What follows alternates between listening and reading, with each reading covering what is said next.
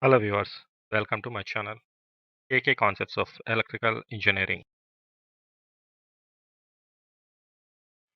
Linearly polarized wave. Let us consider a linearly polarized plane wave which makes oblique incidence at the boundary between the two medias.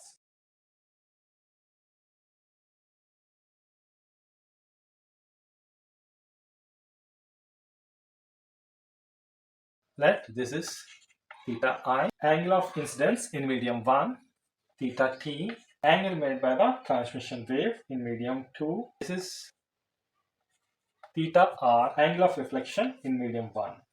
As we already know, the electromagnetic energy is reflected and the rest of the incident energy is transmitted through the second medium. In the second medium, the velocity of propagation of the wave is not the same as the medium 1. That is, let this be velocity of propagation V1, velocity of propagation medium 2 is V2. Also, there is a change in the direction of propagation of the wave in the second medium. Thus, the incident wave suffers reflection at the boundary, and in addition, refraction also takes place, which consequent change of direction of propagation in the second medium.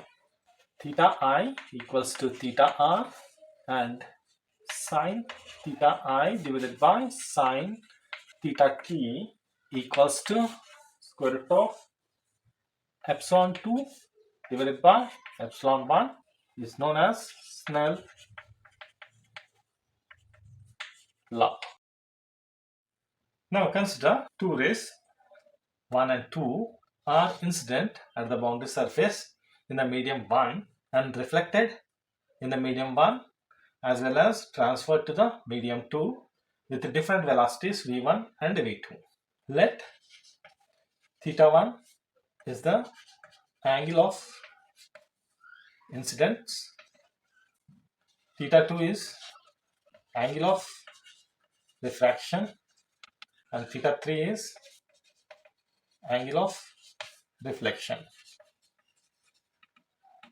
Now, from the figure, time taken to travel C to B by the ray 2 is equals to the time taken for the refracted wave of 1 from A to D, and equals to the time taken for the reflected wave 1 from A to E.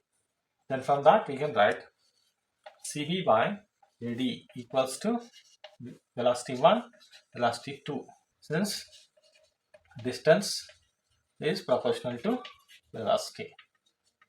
From the figure, this angle is 90 minus theta 1, this angle also 90 minus theta 1. So cos 90 degrees minus theta 1 equals to CB divided by AB. Similarly, this is theta 2 and this is theta 2. So sine theta 2 equals to AD divided by AB. This you can write as sine theta 1 equals to CB by AB. Now, sine theta 1 divided by sine theta 2 equals to CB by AB divided by AD by AB. This equals to CB by AD.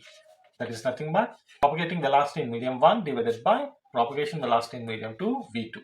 Sine theta 1 divided by sine theta 2 equals to V1 by V2. Now, this is the relation we got.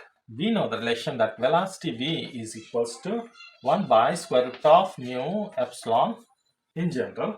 Then v1 equals to 1 by square root of mu1 epsilon 1, and v2 equals to 1 by square root of mu2 epsilon 2. Now if you substitute that, then sine theta 1 divided by sine theta 2 equals to square root of mu2 epsilon 2 divided by square root of mu1 epsilon 1. Mu1 equals to mu2 equals to mu naught. Then substitute that in this, then you are going to get sine theta 1 divided by sine theta 2 equals to square root of epsilon 2 minus epsilon 1, since mu1 mu2 gets cancelled. This is nothing but our Snell's law. This relationship between the angles of incidence and the angle of refraction is termed as Snell's law. From the figure, AE equals to CB. Now AE, you know that AB sine theta 1, which equals to AB sine theta 3. Know that sine theta 1 equals to sine theta 3 from this. Then theta 1 equals to theta 3, where theta 1 is the angle of incidence, theta 3 is the angle of reflection. Now, power transmitted per meter square is equals to 1 by theta 2 et square cos theta 2. Power incidence per meter square equals to 1 by theta 1 ei square cos theta 1. Similarly, the power reflected per meter square equals to 1 by theta 1 er square cos theta 3. According to the law of conservation of energy, incident power P incident equals to P reflected plus P refracted 1 by theta 1 ei square cos theta 1 equals to 1 by theta 1 er square cos theta 3 plus 1 by theta 2 et square cos theta 2. Er square divided by ei square equals to 1 minus theta 1 divided by theta 2 ei square cos theta 2, sorry, et square cos theta 2 divided by ei square cos theta 1. And this is the relation between er and ei. We know that eta 1 equals to square root of mu 1 by epsilon 1 and eta 2 equals to mu 2 by epsilon 2. Eta 1 by eta 2 equals to square root of eta 2 by square root of eta 1, as we assumed that mu 1 equals to mu 2 equals to mu 0. Now substitute this value, then er square by ei square equals to 1 minus square root of epsilon 2 by square root of epsilon 1 et square cos theta 2 divided by ei square cos theta 1.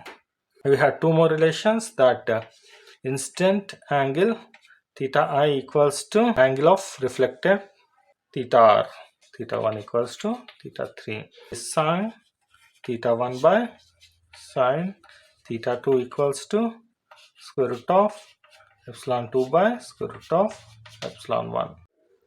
These are the relations between different parameters for linearly polarized wave. If you have any suggestions and queries, please mention in the comments. If you like this video, please like, share and subscribe. Thank you for watching the video. Please stay tuned for more videos.